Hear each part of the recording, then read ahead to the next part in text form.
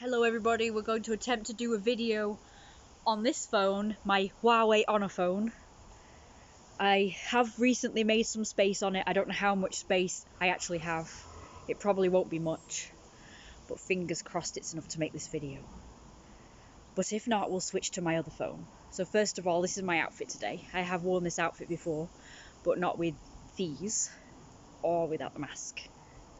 Well, my skin looks nicer today, so I figured I'd do it without the mask. Here we go. Got that for my birthday last year. I've just recently had a birthday. So that was fun. It's always fun. It was really good. As you know from my last video, I talked about it. So in the previous video I have talked about my birthday. So first of all, in this video I'm going to show you my outfit, like fully. Now, the last time I made a video in this outfit, it was with the other shorts.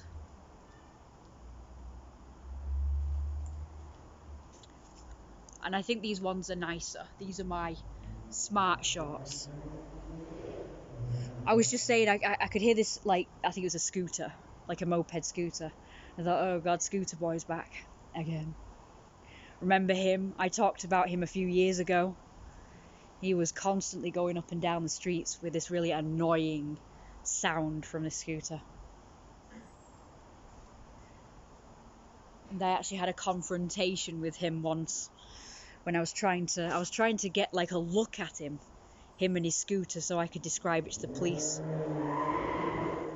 That's not him, don't worry, that's just a car, someone's like racing around. I'm gonna put that in there so that's not annoying, so otherwise it swings back and forth and it's kind of annoying to me.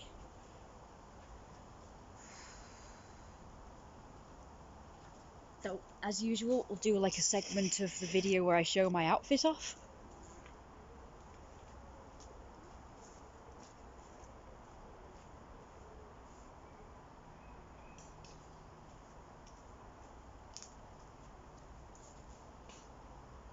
Some poses, I guess.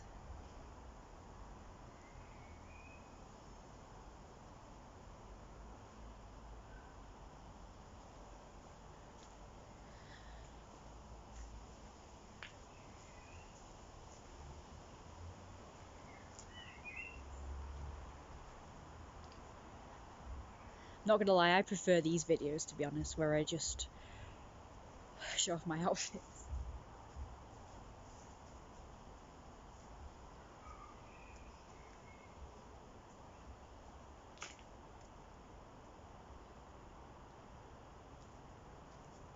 And not talk as much because I find it exhausting talking too much.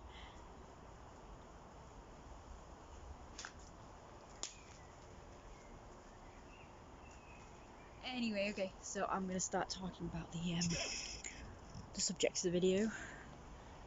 It's a few subjects, so bear with me.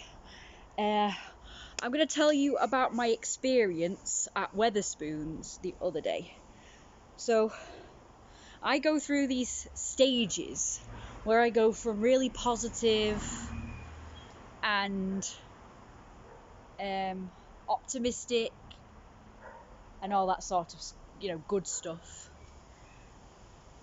And then I will then go through like a period where I'm more negative, I suppose. And last Tuesday was one of them, when I went to Wetherspoons. And I can't tell you exactly what triggers the negativity, except my thought process is being negative.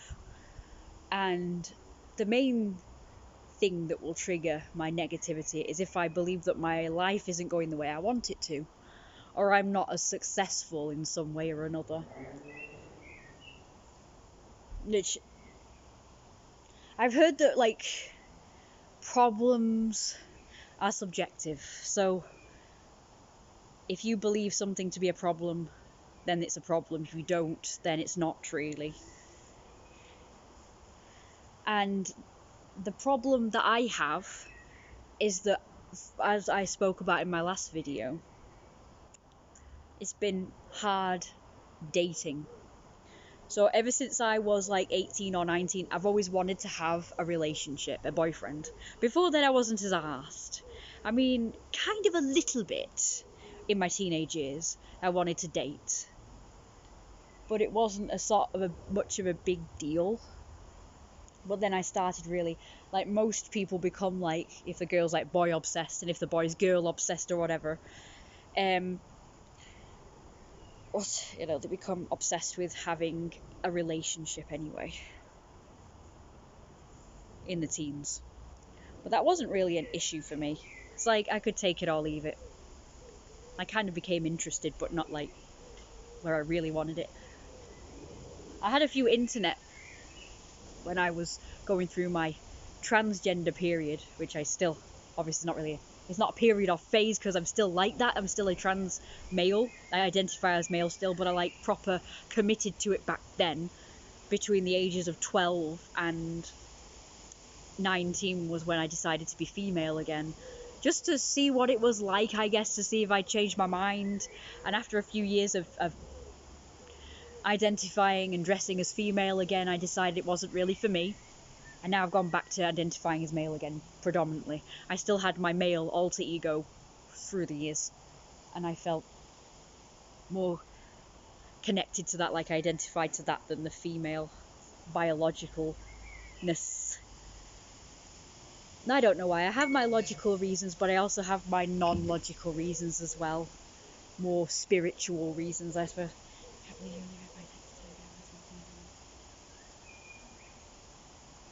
My mum has texted me, I have to always get this. So sorry about that.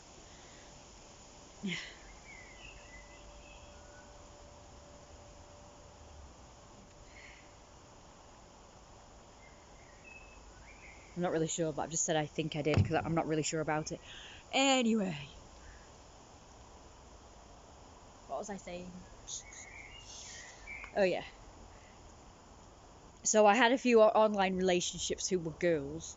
I also had boyfriends as well at one point, when I identified as being bisexual.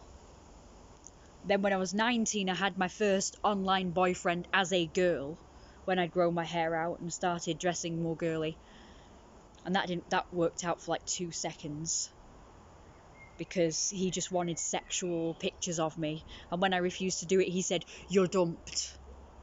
So that, it's like I was going to dump him, but he managed to do it first. That really annoyed me a bit. But I told him that anyway. I said, well, I was going to dump you first, but it probably doesn't make a difference. It just sounds like you're saving face, but it is true. I swear to God, it was true. After he started asking me for nude pictures and I wasn't willing to do it, I was going to dump him. But he just got there first. So, never mind. Never mind, eh? And then a few years later, I decided, after having no luck in real life or on chat rooms, I decided to go on a dating site called Match.com. And back then you had a free trial and you could do everything. You could message people. And I managed, in that week's trial, I managed to meet a couple of guys who were close. Well, one of them was close, the other one wasn't as close. But I managed to date them for only a few months before I started having problems with one of them. And the other one met someone else and dumped me for this other person. I was dating them both sort of casually because I was trying to figure out which one I wanted to commit to. But I've always thought I was polyamorous, so I wouldn't have minded dating both forever. But everybody around me kept saying that I need to choose one of them. So I felt pressure to do that, even though I kept telling people I wouldn't mind dating more than one. And I even got lectured by a kid once, well, 2 little kids. And when I was telling this adult, and they overheard this, that I was dating 2 guys at once, they started berating me for dating 2 guys at once. And it's like, I'm kind of an adult, I can do whatever I want. And I have, figured out that I am the type that can date more than one person. So, I mean, I wouldn't mind just like having one, but I don't know, I don't like to limit myself. Just in case one of them turns out to be sort of better than the other one and I give up the better one, not before I knew that they were better, do you know what I mean? So I was trying to figure out which of these 2 was going to be better for me long term. And I figured out which one. It was actually the more long distance one. So I was going to dump the short distance one because he was kind of a little bit abusive. He had all the signs of being abusive, so I thought, and we had arguments all the time. It was such a nightmare. So I dumped him, but then the other one dumped me. Uh-oh. Oh, I wouldn't know where they are now, Mum. It was a while ago. Might still be on my phone, I guess. Sorry, I've got an itch. I've got eczema, as you know. Oh.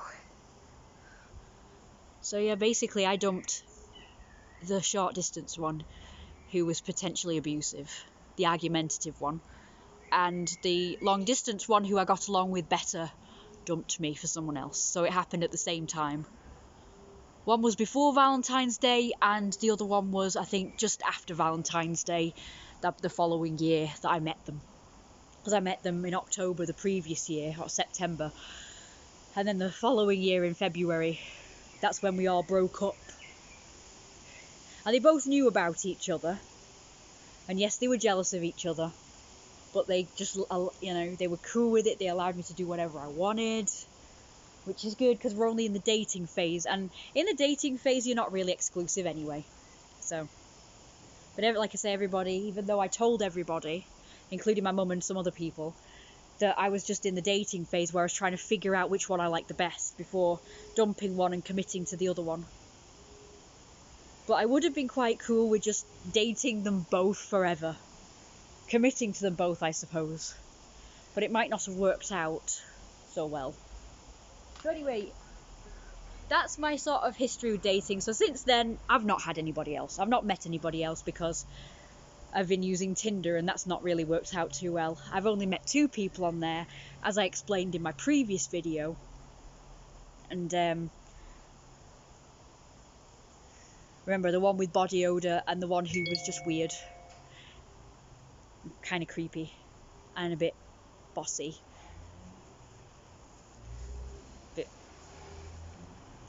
Criticised things I did. So anyway, I've met up with people over the years, though. I have met up with a few, but none of them have worked out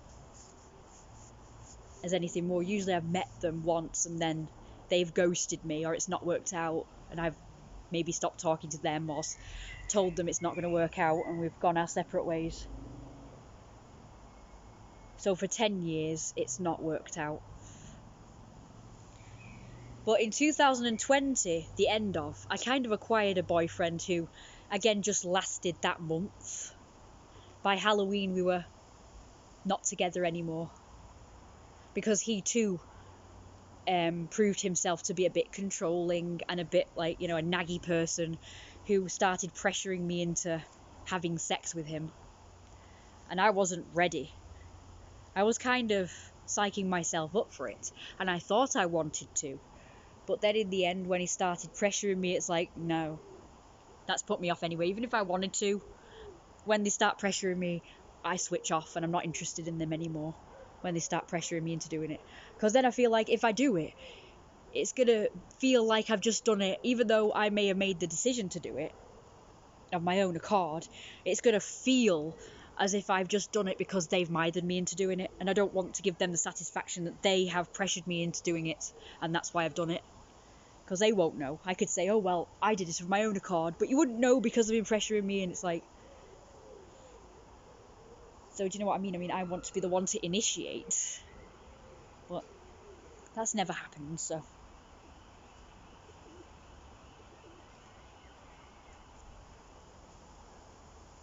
So anyway, so that didn't work out. But I guess I had a boyfriend for a brief period at the end of 2020, which I suppose was good.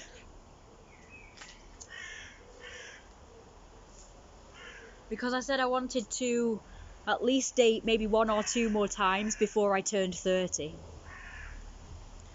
So I guess that kind of counts. And then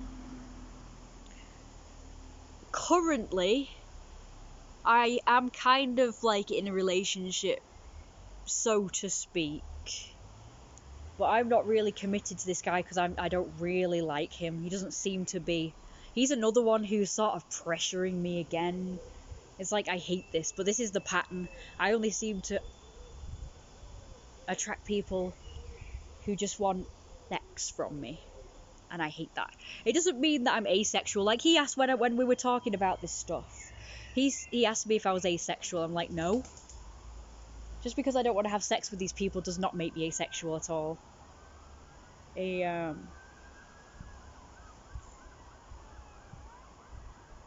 Just waiting for the right person, and also if I find the right person, it still has to be the right time when I'm ready. If I'm attracted to that person and I want to do it, that's all it is. Gosh, it's like it's either one extreme or another with these people. You're either asexual or you're very sexual and just want to jump everybody's bones the minute you meet them. It's like, I've known this guy for 2 seconds. And before you judge me, lots of people jump into relationships early. I know loads of people.